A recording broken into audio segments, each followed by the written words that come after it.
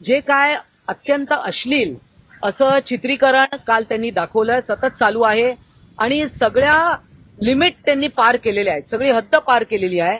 म्हणजे reality show आहे, आपल्याला माहित आहे की ते कलाकार तिकडे काय करतात वगैरे सगळं त्यांचं जीवन तिकडे दाखवलं जातं. परंतु हे जे दोन कलाकार आहेत यांनी अत्यंत अश्लील असे कृत्य दाखवलेलं. ठीक आहे, ते नवरा बायको आहे, त्याची काय दुसरी बायको आहे वगैरे, तो स्वतःच कुठल्या कुठल्या व्हिडिओमध्ये काहीतरी बोलतोय.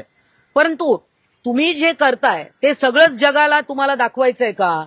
म्हणजे ही जी वल्गॅरिटी आहे, हा जो अश्लीलपणा आहे, आज ओटीटी प्लॅटफॉर्मवर लहान मुलं सुद्धा पाहतायत.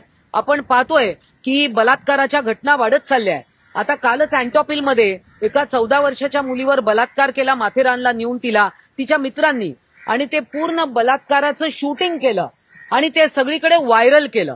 म्हणजे हे जे युट्यूब इन्फ्लुएन्सर आहे, तो अरमान मलिक जो कोण आहे तो, तर हे असे इन्फ्लुएन्सर्स आहेत.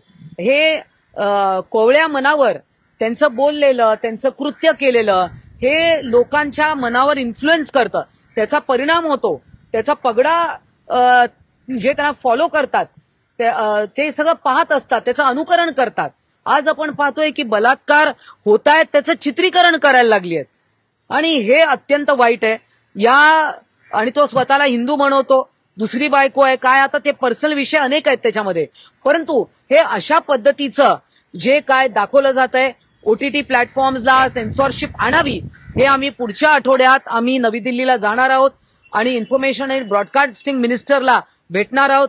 आम्ही माननीय सीपी साहेब विवेक फणसळकरजी यांना आता भेटलो आणि त्यांना निवेदन आम्ही दिलेलं आहे की हे तुम्ही त्वरित त्यांचं शूटिंग बंद करा. त्यांचं जे सीईओ आहेत या शोचे